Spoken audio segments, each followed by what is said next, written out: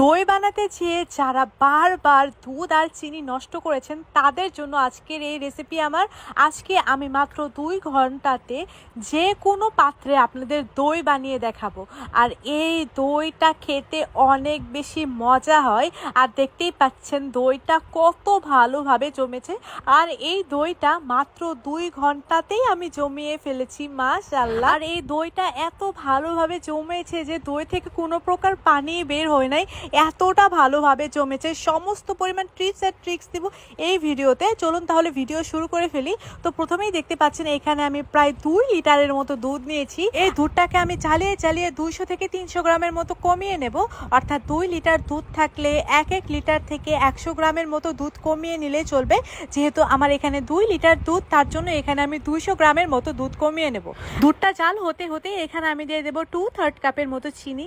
চিনিটা একদম পারফেক্ট একটা রেশিওতে আমি দিচ্ছি। আপনারা চাইলে কমিয়ে কিংবা বাড়িয়েও দিতে পারেন, তবে আমি যে রেশিওটা দেখাচ্ছি সেটা হচ্ছে একদম পারফেক্ট একটা রেশিও। এখানে আমি আপনাদের একটা গুরুত্বপূর্ণ টিপস দিই। আপনারা যদি এরকম বলক ওঠা দুধের ভেতরে একটা চামচ রেখে দেন তাহলে আপনাদের দুধ কখনোই উতলিয়ে পড়ে যাবে। আমি প্রায় 15 থেকে 20 মিনিটের মতো এই দুধটা জাল করে নিয়েছি। আর আমি এই দুধের ভেতরে একটা চামচ রেখে দিয়েছিলাম, দুধটা একদমই উতলিয়ে পড়ে যায় নাই, মাশাআল্লাহ। তো দেখতেই পাচ্ছেন দুধটা কিন্তু অনেকটাই কমে গিয়েছে। এখন এখানে আমি একটা 10 টাকা দামের গুঁড়ো দুধ অ্যাড করতেছি। প্রথমে চামচের ভিতরে অল্প পরিমাণ দুধ নিয়ে দুধটাকে আমি হালকা ঠান্ডা করে নিয়েছি এবং ওই ঠান্ডা দুধের ভেতরে আমি প্যাকেট দুধটাকে দিয়ে খুব ভালোভাবে মিলিয়ে নিচ্ছি। এভাবে করে মিলিয়ে নিলে দুধটা দলা পেকে যাওয়ার কোনো সম্ভাবনাই থাকবে না এবং খুব ভালোভাবে দুধের সাথে মিশে যাবে। তো আমার দেখতেই পাচ্ছেন দুধটা কিন্তু অনেকটাই কমে গিয়েছে। এখন এই দুধটাকে আমি নামিয়ে নেব।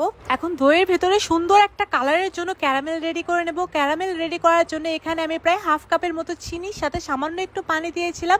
যখনই চিনিটা এইরকম লাল হওয়া শুরু করবে তখনই এর ভেতরে দিয়ে দিতে হবে ওই জাল করে রাখা দুধটাকে দিয়ে খুব ভালোভাবে মিশিয়ে নিয়ে এখন এই ক্যারামেল দুধটাকে খুব ভালোভাবে আমি মিশিয়ে নেব হচ্ছে ওই দুধের সাথে। তো দেখতেই পাচ্ছেন এই ক্যারামেল দুধটাকে আমি দুধের সাথে খুব ভালোভাবে মিশিয়ে নিলাম। এতে করে খুব সুন্দর একটা দই কালার আসবে। আপনারা যদি আরও চান এটা আরও লাল করতে পারেন, তবে বেশি ক্যারামেল করলে দইটা একটু তিতো লাগে, তার জন্য আমি জাস্ট হালকা ক্যারামেলই করি। আর দোকানের দইগুলোতে কিন্তু সামান্য পরিমাণে একটু ফুড কালার অ্যাড করে, তবে আমি আজকে কোনো প্রকার ফুড কালারই অ্যাড করব না, জাস্ট ন্যাচারাল কালারই থাকবে। এই দইটা জমানোর জন্য আমাদের লাগবে টক দই। আচ্ছা, এখানে কিন্তু আপনারা মিষ্টি দইও নিতে পারেন, তবে আজকে আমি টক দই নিচ্ছি কারণ টক মিষ্টি দইটা খেতে আমার অনেক বেশি ভালো লাগে। এখানে আমি প্রায় 1/2 কাপের মতো টক দই ভালোভাবে পানি ঝরিয়ে নিয়েছি। তারপর এটাকে খুব ভালোভাবে চামচ দিয়ে খুব সুন্দরভাবে ক্রিমি টাইপ করে নিয়েছি। তারপর এখানে সামান্য পরিমাণ দুধ দিয়ে ওই দুধটাকে ওই দইয়ের সাথে খুব ভালোভাবে মিশিয়ে নিয়েছি। মিশিয়ে নেওয়ার পরে এখানে পুরোপুরি দুধটাকে অ্যাড করে নিয়েছি এবং খুব ভালোভাবে নাড়িয়ে চাড়িয়ে দুধটাকে দইয়ের সাথে খুব ভালোভাবে মিশিয়ে নিচ্ছি। মিশিয়ে নেওয়া শেষ হলে আমি যে কোনো একটা পাত্রে এই দুধগুলোকে ঢেলে নেব দইটা জমানোর জন্য। আজকে আমি নিয়েছি একটা টিফিন বক্স।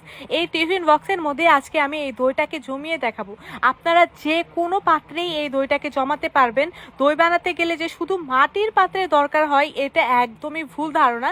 যে কোনো পাত্রেই কিন্তু আপনারা দইটাকে জমাতে পারবেন। আজকে আমি দই জমানোর জন্য রাইস কুকারটা ইউজ করব। রাইস কুকারটা জাস্ট অন করে রাখবো, জাস্ট ওয়ার্ম অপশনে রেখে দেবো। আর রাইস কুকারের ভেতরে একটা কাপড় দিয়ে তার ভেতরে আমি এই যে দইয়ের বাটিগুলোকে দিয়ে দিয়েছি এবং 2 ঘন্টা পরে দেখেন আমার দইগুলো কিন্তু একদম খুব সুন্দরভাবে জমে গিয়েছে। আপনাদের যাদের কাছে রাইস কুকার নাই তারা কিন্তু জাস্ট এভাবে কোনো একটা কাঁথা কিংবা কম্বল দিয়ে মুড়িয়ে রাখবেন। 3 থেকে 4 ঘন্টার মধ্যে আশা করি আপনাদের দই জমে যাবে, কারণ এখন হচ্ছে গরম। এখন বাংলাদেশে যে পরিমাণ গরম পড়তেছে 3 থেকে 4 ঘন্টাতেই কিন্তু এই দইগুলো একদম সুন্দরভাবে জমে যাবে। তবে রাইস কুকারে দিলে এই দইটা খুব দ্রুত জমে, খুব দ্রুত জমে। আর দেখতেই পাচ্ছেন এই দইগুলো আমার হয়ে গিয়েছে। হয়ে যাওয়ার পরে আমি প্রায় সারা রাত নর্মাল ফ্রিজে এই দইগুলোকে রেখে দিয়েছিলাম এবং সকালবেলা আমি এই দইগুলোকে বের করেছি।